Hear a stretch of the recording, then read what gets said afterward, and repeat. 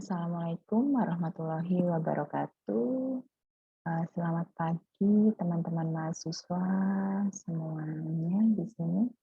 Bertemu lagi dengan saya, dengan Bu Indah. Di sini untuk mata kuliah pengantar ilmu administrasi bisnis atau disingkat PIABIS ya. Kali ini pertemuan ke-10. Untuk mempersingkat waktu, langsung saja saya share untuk materinya ya, teman-teman mahasiswa.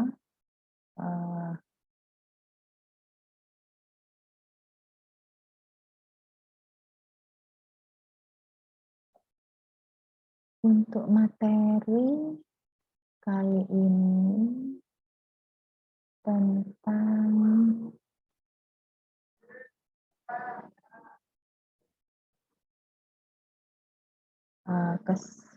pertemuan ke-10 yaitu tentang employee behavior and motivation.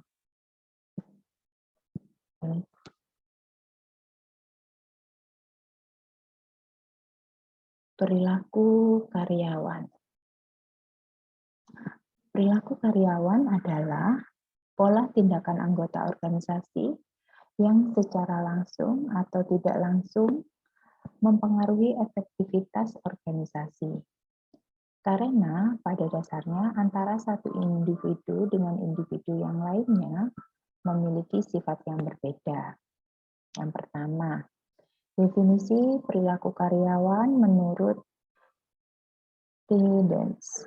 Menurut Tidens 2017, perilaku kerja adalah tanggapan atau reaksi individu yang timbul baik berupa pembuatan atau sikap maupun anggapan seseorang terhadap pekerjaannya, kondisi kerja yang dialami di lingkungan kerja, serta perlakuan pimpinan terhadap karyawan itu sendiri.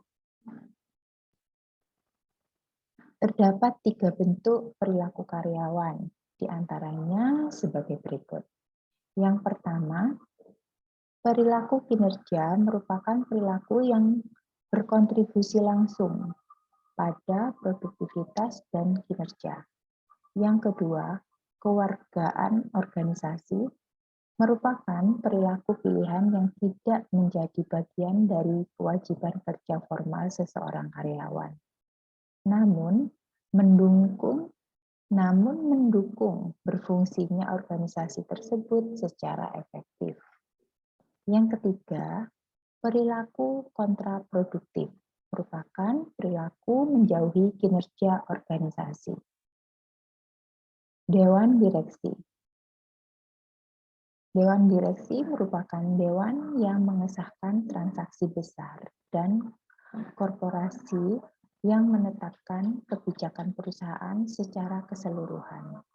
Dewan ini mungkin peduli dengan perubahan saham, pengaturan pembayaran dividen, atau perubahan besar dalam kepemilikan perusahaan, tetapi keputusan paling penting yang dibuat oleh Dewan Direksi adalah mempekerjakan manajemen puncak perusahaan. Presiden perusahaan adalah karyawan Dewan Direksi. Sementara Dewan dapat memberikan pengaruh yang cukup besar pada pekerjaan pejabat eksekutif puncak. Biasanya pemilihan manajer lain diserahkan kepada eksekutif puncak perusahaan. Perilaku karyawan yang positif.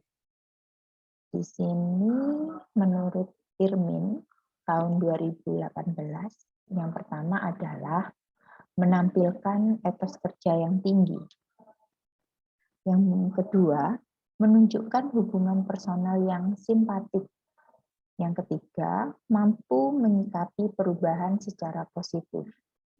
Keempat, memiliki kendali diri yang kuat. Yang kelima, mampu meringankan tugas atasan. Yang keenam, kreatif dan inovatif. Dan yang ketujuh, berjiwa besar dan lapang dada. Sedangkan perilaku karyawan yang negatif di sini Ada beberapa. Yang pertama, di sini menurut topik ya, menurut topik 2017. Yang pertama, tipe pesimis. Yang kedua, tipe penyebar gosip. Yang ketiga, tipe pengkritik. Yang keempat, tipe miskin komitmen. Yang kelima, tipe mudah retak. Dan yang keenam, tipe pencari kambing hitam. Kita lanjut ke slide berikutnya, yaitu tentang pengertian motivasi. Motivasi adalah dorongan dari dalam diri yang mempengaruhi orang untuk melakukan sesuatu. Dorongan tersebut dapat timbul akibat adanya pengaruh dari luar diri seseorang. Definisi motivasi kerja dari beberapa sumber buku. Yang pertama, menurut UNO 2018 ya, motivasi kerja adalah kekuatan dalam diri orang yang mempengaruhi arah, intensitas, dan ketekunan perilaku sukarela seseorang untuk melakukan pekerjaan. Yang kedua, menurut Wibowo 2019, motivasi kerja adalah proses psikologis yang membangkitkan, mengarahkan, dan ketekunan dalam melakukan tindakan secara sukarela yang diarahkan pada pencapaian tujuan. Di sini ada beberapa studi ya. Nanti teman-teman bisa dibaca slide tersebut. Nah, di sini ada faktor higienis atau hygiene faktor atau disebut juga maintenance factors. Hygiene factors adalah faktor pemeliharaan yang berhubungan dengan hakikat manusia yang ingin memperoleh ketentraman badannya. Kebutuhan kesehatan merupakan kebutuhan yang berlangsung secara terus-menerus. Contohnya seperti lapar. Ketika kita lapar, kita akan makan. Dan apabila lapar lagi, akan makan lagi. Begitupun seterusnya. Faktor pemeliharaan ini meliputi hal-hal. Yang pertama, gaji atau salary. Yang kedua, faktor kerja atau work condition. Yang ketiga, kebijaksanaan dan administrasi perusahaan. Atau disebut juga company policy and administration. Yang keempat, hubungan antar pribadi atau interpersonal relation. Dan yang kelima adalah kualitas supervisi atau disebut juga quality supervisor. Faktor motivasi, motivation factors. Motivation factors ini menyangkut kebutuhan psikologis. Faktor motivasi ini berhubungan dengan penghargaan terhadap pribadi yang secara langsung berkaitan dengan pekerjaan. Faktor satisfiers ini meliputi yang pertama adalah prestasi atau disebut achievement. Yang kedua ada pengakuan atau recognition. Yang ketiga pekerjaan itu sendiri atau the work itself. Yang keempat tanggung jawab atau responsibility. Yang kelima adalah pengembangan potensi individu atau advancement. Kita sering mendengar tentang manajemen by objective. Apa itu manajemen by objective?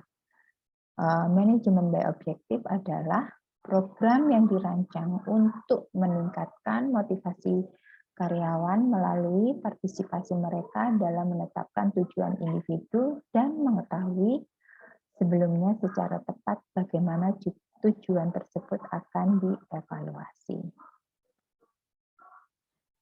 Di sini ada beberapa cara perusahaan meningkatkan motivasi karyawan. Yang pertama ada program kompensasi, yang kedua keamanan pekerjaan karyawan, yang ketiga jam kerja yang fleksibel, yang terakhir, yang keempat adalah program keterlibatan karyawan. kesimpulan yang dapat kita ambil dari kita belajar tentang employee behavior and motivation adalah perilaku karyawan merupakan pola tindakan anggota organisasi yang secara langsung atau tidak langsung mempengaruhi efektivitas organisasi. Itu saja yang bisa saya sampaikan untuk materi pertemuan ke-10. Teman-teman bisa membaca buku-buku yang ada tertera pada referensi ya. Terima kasih, saya akhiri dulu. Wabillahi taufiq wal hidayah. Wassalamualaikum warahmatullahi wabarakatuh.